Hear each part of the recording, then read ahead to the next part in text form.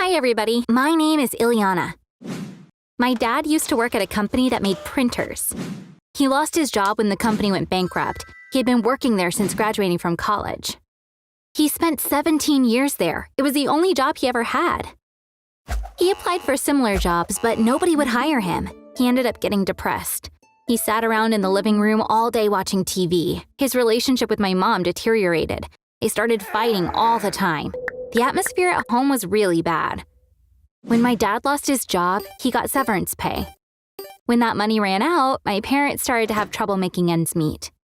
My mom has 2 brothers. I'd only met her younger brother maybe half a dozen times. I didn't even know what he did for a living, just that he was really well off. When my mom became desperate, she called him and asked him to help find my dad a job. He said, "Have him come to my office tomorrow. I have just the job for him." When she said this over dinner, my dad said, "I will have to go, but I don't trust him. He never helps anyone unless there's something in it for himself." They never told us what job my uncle offered my dad. But my dad started leaving home early in the morning and coming back late at night. I asked my mom, "Has Dad started working?" She said, "He will soon, but he's going to work from home. Right now, he's making preparations for that. Don't tell anyone about it." I didn't understand why my mom said that.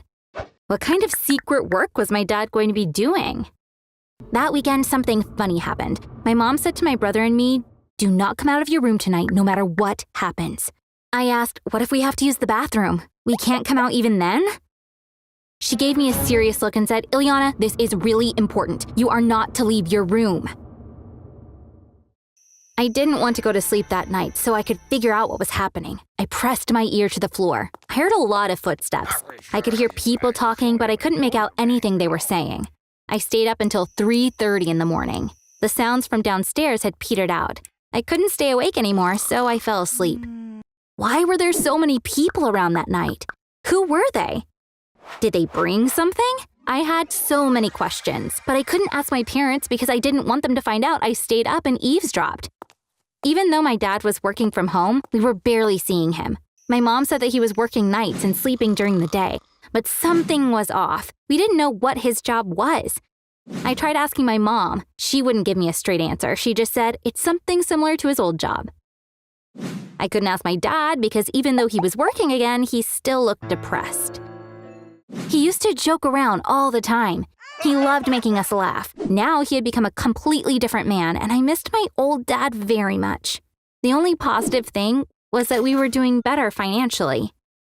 Around that time, the school year ended and summer vacation began. One morning, my brother said to me, "Can you get my bike out of the basement?"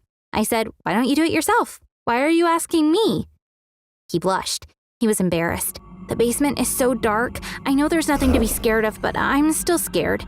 Please don't mock me." I knew he couldn't help it because I am still terrified of clowns. "Okay, let's go and save your bike from the monsters in the basement," I said. He said, "Hey, I told you not to mock me." I said, okay, I was just kidding, and started walking. He followed me. To get into the basement, we first had to go outside. The entrance was at the back of the house. I couldn't remember the last time I went down there. I didn't think there was anything important there other than my brother's bike anyway. That's why I was sure my parents hadn't gone down there in a long time. I was so surprised when we got to the door because there was a keypad lock on the wall next to it. I pushed the door. It didn't budge. Normally this door is never locked, but now it was, and here was this keypad lock. We needed a passcode to enter our basement now? This was the craziest thing I'd ever seen in my life. When I touched one of the buttons, the screen said, "Enter the 4-digit passcode." I asked my brother, "What do you think the passcode is?" "I have no idea," he answered. I decided to try some numbers. First, I entered my brother's birth year. Didn't work. Then I tried mine. That didn't work either. How about Mom's? When I typed in her birth year, I set off a really loud alarm. Of course, we panicked. Apparently, the alarm was set to go off after 3 unsuccessful attempts. A few moments later, the basement door opened. There were 2 men whom I'd never seen before. Did they work with my dad? Since my dad was asleep at the moment, what were these guys doing there by themselves? They were relieved to see us. The one with the beard asked, "Are you Mr. Bradford's kids?" We nodded. My brother said, I got my bike down in the basement. We just wanted to pick it up." He said, "Stay right there. I'll grab it for you." That's how we found out there was something strange going on in our basement. I told my brother, "Wait here for your bike. I'm going to talk to Mom." My mom was out. When she came back, I told her what happened. "I should have told you. The basement is your father's office now. Those people you saw are two of his colleagues," she said. "But what are they doing in the basement?" I asked. Mom said, "I told you. They are working. Don't go back there." Just as she said that, I noticed the ring on her finger. I said, "Mom, is that new? Is that a diamond?" My mom involuntarily pulled her hand away and hid it behind her back. She said, "No, it's not a real diamond. It's fake." Then she quickly got up and walked away. I didn't think that was a fake diamond. If it were fake, she wouldn't be so nervous. She would show it to me like it was no big deal. So now we had the money to buy such expensive jewelry? Now I was even more curious about my father's new job. But I had no way of finding out what was going on. Meanwhile, our family was getting richer. My parents got themselves expensive SUVs. All the furniture in the house was replaced. A new phone, a tablet, a computer. My mom got us whatever we wanted. We were seriously rich now, but for some reason we were still living in the same old house. It was really not very nice. Why did we not move out? Did it have something to do with what my dad was doing in the basement, the job I still knew nothing about? Early one morning, the truth came out. I finally found out what was being done in the basement. It was a huge shock for all of us. That day, our life turned upside down. I said earlier that my dad worked for a company manufacturing printers for 17 years. He was an expert in printing technologies. Do you know what my uncle offered my dad since he was aware of his expertise? Printing counterfeit money. Yes, unfortunately, my dad was printing fake banknotes in our basement. The men my brother and I had met were in charge of distributing the fake money around the country. In order not to attract attention, they were printing $20 bills, which no one checks. My uncle was already making a living from illegal activities. He wanted to make even more money by going into the counterfeiting business using my dad's expertise. And that's exactly what happened. Both my dad and him made a lot of money from it. The police raided our basement and caught my dad and the guys he worked with red-handed. My brother came to my room. Of course, we couldn't go out. We found out what happened afterwards. It's really interesting how this all came about. After picking up his bike, my brother found two $20 bills stuck to each other outside the basement. The men probably dropped them as they were carrying out the counterfeit money. My brother didn't realize the money was fake and used it to buy ice cream. The ice cream seller became suspicious looking at the bills. He noticed that the ink on one of them was still wet. That's how we figured out they were fake and asked my brother where he got them. Then he called the cops. The police surveilled our house for a while. After the raid that night, my dad, my uncle, and 15 more people were arrested. They're all in jail right now.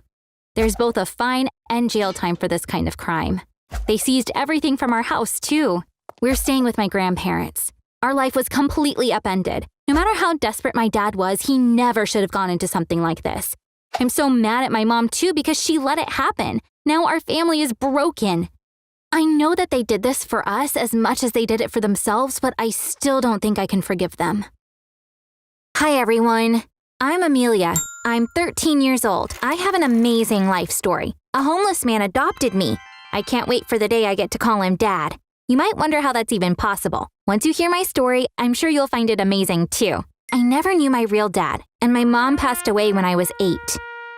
I'm not going to say anything else about my real parents because talking about them makes me really sad. So yes, I became an orphan when I was little.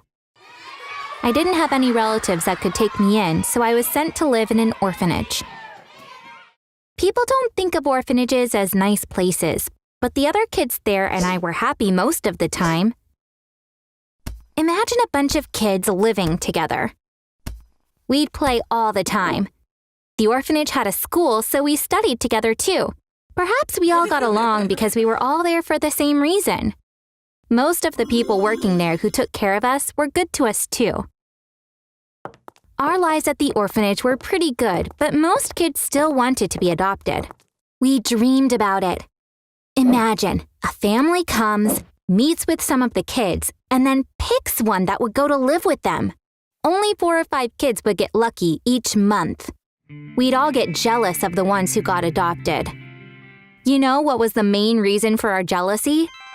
Because they'd get to call 2 people mom and dad.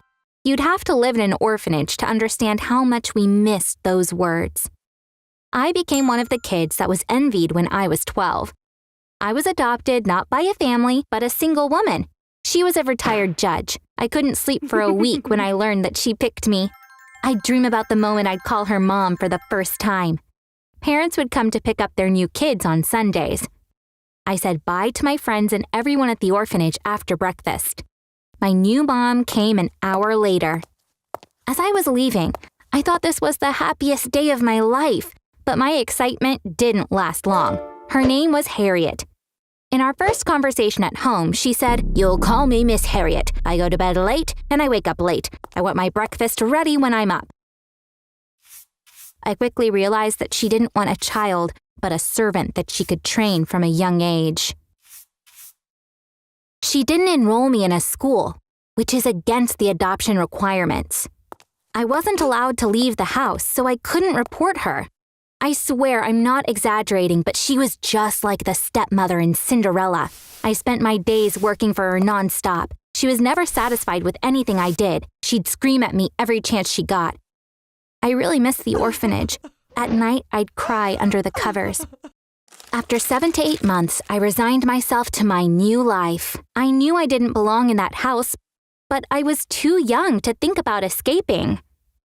I had noticed that Miss Harriet always kept the front door locked so I could never leave the house, not even to take out the trash.